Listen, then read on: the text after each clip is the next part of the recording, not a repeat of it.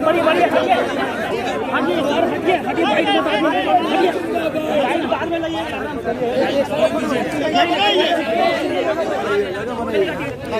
आइए इमरान, अरे भाई आगे चलिए ना, चलिए इमरान, हाँ चलो आगे चलिए,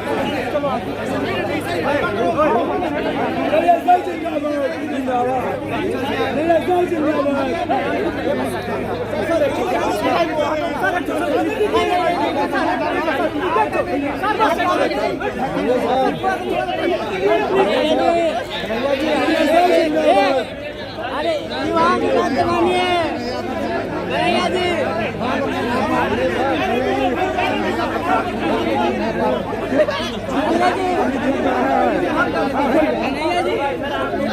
क्या कर रहे हैं आप लोग भाई? नहीं रहती बिना मतलब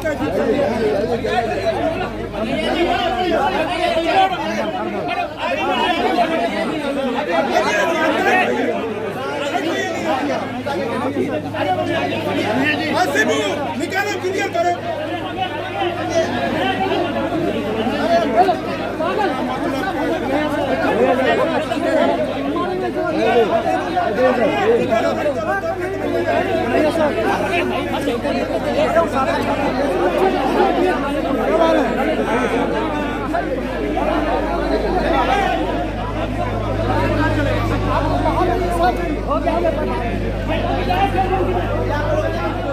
वोट दे दिया तो जिन मुद्दों के ऊपर तुमको वोट दिया है, तुम उन मुद्दों पे काम ना करके दिन रात हिंदू मुसलमान करके समाज में नफरत फैलाओगे और तुमको कोई बोलने वाला नहीं है, तो हम डट करके खड़ा हैं, हम बोलेंगे।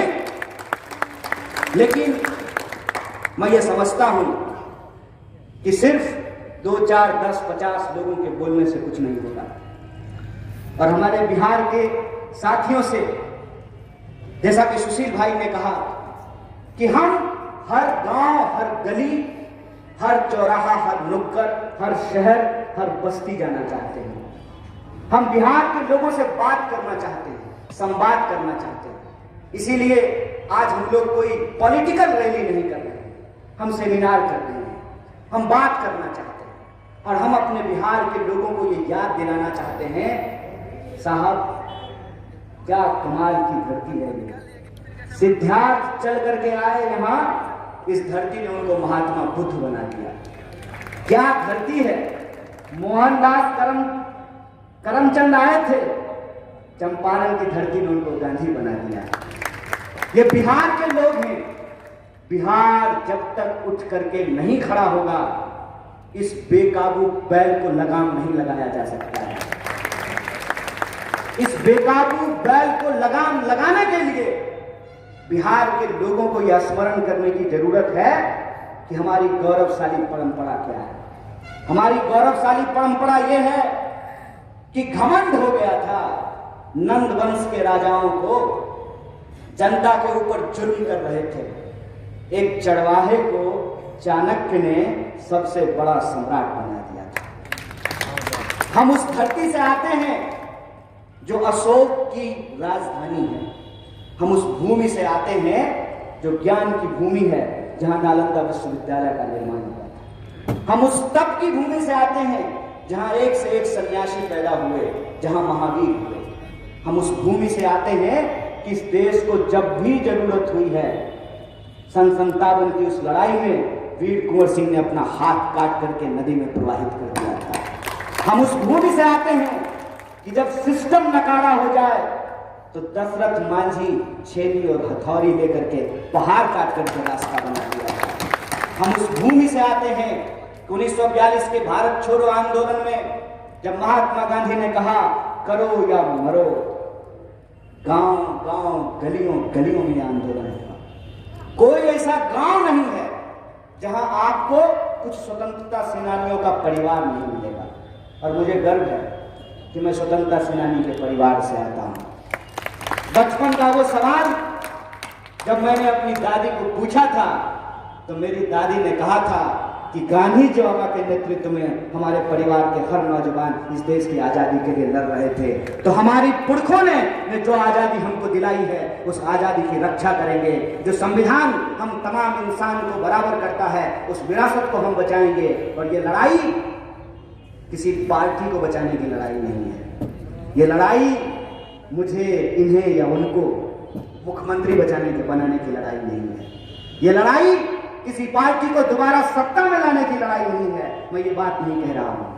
मैं कहता हूं कि मैं आज उस पार्टी का दामन थामा है मैंने जिस पार्टी की एक बड़ी खास बात है। कोई कहता है कि मैं मुसलमान का पार्टी हूं, कोई कहता है कि हिंदू का पार्टी हूं, कोई कहता है पिछड़ों की पार्टी हूं, कोई कहता है कि अगरों की पार्टी हूं। कांग्रेस पार्टी एक ऐसी पार्टी है जो किसी की नहीं है, ये सबकी पार्टी है। ये एक ऐसी पार्टी है जिसके पास ये विरासत है जो किसी मंच से खड़ा होकर के बिहार में भी कह सकता है बताइए कौन ऐसा समुदाय है जिससे कांग्रेस पार्टी ने बिहार का मुख्यमंत्री नहीं बनाया है। मैं ये बात आपको इसलिए याद दिला रहा हूं कि मैं आपको ये नहीं कह रहा हूं कि आइए और आप कांग्रेस की सदस्यता ले लीजिए।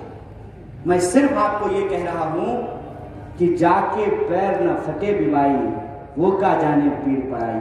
जो पार्टी आजादी दिलाई है वही पार्टी आजादी बचा सकती है। जिस पार्टी के नेताओं ने हंसते हंसते फांसी के फंदे को चूमा है उसकी विरासत को आज हमको बचाने की जरूरत इसलिए है कि हमारे आने वाली पीढ़ी का सवाल ये नहीं है कि हमारी इबादत का तरीका क्या होगा। हमारे आने वाली पीढ़ी का सवाल ये नहीं है कि हमारी पूजा पद्धति क्या होगी। हमारे आने वाली पीढ़ी का सवाल ये है ना रहेगा बांस, ना बजेगी बांसुरी, ना रहेगा सरकारी संस्थान, ना मिलेगी सरकारी नौकरी। हमारी पीढ़ी का सवाल ये है कि 45 साल में इस आंकड़े को याद रखिएगा, विपक्ष अगर एक झूठ बोले तो सीधा जेल जाता है। सत्ता पर बैठे लोगों का राज है, जो मुंह में आता है बकता है। 45 साल में पहली बार देश में सबसे ज्यादा बेरोजगारी है। आपको सुन करके आश्चर्य नहीं होता है जब आप बड़े बड़े पोस्टरों पे लिखा हुआ देखते हैं अब की बार 300 पार। नारा नहीं है, धमकी है। एक दो बार और भाजपा को जिता दीजिएगा ना तो पेट्रोल 300 रुपए लीटर खरीदिएगा। इस बात को वो अपना सीट नहीं बता रहे हैं, पेट्रोल डीजल का भविष्य का दाम बता रहे हैं। अब की बार 300 पार। इस बात को समझिए कि आपके निजी जीवन में आप किन समस्याओं से परेशान हो रहे हैं। मैं अपने साथी के घर पे गया, बीचों बीच बाजार में दिन में मच्छर जो है ना हिंदी का गाना गुनगुना रहा था। आपके आ जाने से कोई ऐसा गली मोहल्ला नहीं है जिसके नाली के ऊपर ढक्कन है। कोई ऐसा गली मोहल्ला नहीं है जहां जा करके अगर आपको मन में ये ख्याल आए कि सपोज करो कि कभी भूकंप आ जाए तो फायर ब्रिगेड की गाड़ी नहीं घुस सकती, एम्बुलेंस नहीं घुस सकता है। यहाँ डॉक्टर साहब लोग बैठे हुए हैं। अभी कोरोना की स्थिति में हमने देखा है कि क्या हुआ है। सरकार का एक भी हेल्पलाइन नंबर काम नहीं कर रहा था, एक भी हेल्पलाइन नंबर काम नहीं कर रहा। फिर किस लिए सरकार है, किस लिए हम जनप्रतिनिधियों का चुनाव करते हैं? आप सोच करके बताइए कि मैं जो कह रहा हूं कि हमारे आने वाली पीढ़ी का सवाल यह है कि अगर एयर इंडिया नहीं बचेगा तो सिंधिया जी क्या करेंगे? ढोलक बजाएंगे? क्या करेंगे आप विमान मंत्री लेकर के जब विमान ही नहीं बचेगा? क्या करेंगे आप जब रेलवे ही नहीं बचेगा तो रेल मंत्री क्या करेंगे? सब कुछ ये अपने दोस्तों के हाथ में दे देना चाहते हैं। नारा लगाते हैं देश का और राष्ट्र की संपत्ति देते हैं दोस्त को। ये कैसा राष्ट्रवाद है भाई? क्या आप राष्ट्रीय संपत्ति बेच रहे हैं? कोई इनसे सवाल क्यों नहीं पूछता है? क्या आप देश का नाम लेते हैं तो देश की संपत्ति क्यों बेच रहे हैं? तो सरकार की तरफ से, सरकार नहीं कहती है, ऐसे ही आजकल तो 300 रुपया में रिचार्ज नहीं होता है। खाली मोबाइल रिचार्ज पे दिन भर जो व्हाट्सएप मैसेज भेजते रहता है ना, पहले मैसेज भेजेगा फटाफट 100 लोगों को भेजिए, 10 लोगों को भेजिए, मनोकामना पूर्ण हो जाएगा। अगला ही बार ऐसा मैसेज आएगा कि इंसान को इंसान आपस में बांट दो। इतिहास का ऐसा ज्ञान जो इतिहास है ही नहीं, झूठ का कचरा है, उनका तर्क ये आता है घाटे में चल रही थी, घाटे में चल रही थी तो क्या मुनाफा कमाने के लिए बनाए हैं सरकार? अगर मुनाफा कमाने के लिए आप मुख्यमंत्री और प्रधानमंत्री चुनते हैं तो फिर ये लोग क्यों सीधे अंबानी और अदानी को मुख्यमंत्री और प्रधानमंत्री ना बना दिया जाए? सरकारी संस्थान सिर्फ मुनाफा कमाने के लिए नहीं होता है। सरकारी संस्थान सरकार होने का जो मतलब है, जो उद्देश्य है, उसको पूरा करने के लिए होता है। अब सोच करके हमको बताइए, रेलवे नहीं होगा तो रिजर्वेशन होना होगा, और रिजर्वेशन क्यों होना चाहिए? जब एफर्मेटिव एक्शन नहीं होगा तो सरकार क्यों होना चाहिए? सरकार अगर हमको ट्रांसपोर्ट की फैसिलिटी नहीं देगी, हेल्थ की फैसिलिटी नहीं देगी, सड़क की फैसिलिटी नहीं देगी, सिक्योरिटी नहीं देगी, तो सरकार को हम टैक्स क्यों देंगे? हम ये नहीं कह रहे हैं कि प्राइवेट सेक्टर नहीं होना चाहिए। प्राइवेट सेक्टर इस देश में था, है और रहेगा, क्योंकि हमारी देश की जरूरतें इतनी ज्यादा हैं, हमारी आबादी इतनी ज्यादा है कि प्राइवेट सेक्टर रहेगा। लेकिन अनुभव क्या कहता है?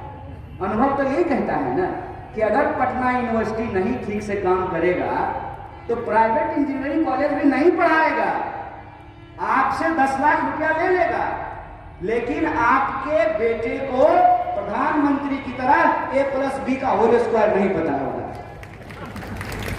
आपका बेटा भी हो सकता है देश का प्रधानमंत्री बन जाए, लेकिन इंजीनियर तो नहीं बन पाएगा। यह शिक्षा की हालत कर दी गई। सरकार का काम है कि वो जनता से टैक्स लेती है, बदले में जनता को बेसिक सुविधाएं देती है, और जिनके पास पैसा है वो प्राइवेट इलाज करा सकते हैं, जिनके पास पैसा है वो प्राइवेट स्कूल में पढ़ा सकते हैं। लेकिन सरकार इसलिए होती है कि वो अपनी योजनाओं को, जो जनता के लिए योजना है, उसको सरकारी संस्थानों में लागू कर सके। जब सरकारी संस्थान नहीं होंगे तो आयुष्मान भारत कहां लागू होगा? और आयुष्मान भारत में क्या होता है, कितने लोगों का इलाज होता है? ये हमारी आज की पीढ़ी की सवाल है। इस सवाल को गुमराह करने के लिए देश की जनता के जो बुनियादी मुद्दे हैं, रोजी रोटी, कपड़ा, मकान, शिक्षा, स्वास्थ्य, सड़क, बिजली, पानी, इसको गुमराह करने के लिए इंसान को इंसान से बांटा जा रहा है, इंसान को इंसान से लड़ाया जा रहा है। तो मैं आपको एक बात याद दिलाना चाहता हूं कि यह देश सबका था, सबका है और सबका रहेगा। इसके लिए हमको एकजुट रहने की जरूरत है। किसी भी पहचान के आधार पर अगर कोई राजनीति हमको बांटेगी तो हम नहीं बटेंगे, और एक साथ हम राम प्रसाद बिस्मिल और अशफाकुल्लाह खान की विरासत की रक्षा करेंगे। इसी आशा और विश्वास के साथ आप तमाम लोगों को शुक्रिया अदा करते हुए धन्यवाद देते हुए बात खत्म करूंगा। शुक्रिया। इनकलाब जिंदाबाद। जय हिंद, जय भारत, जय बिहार।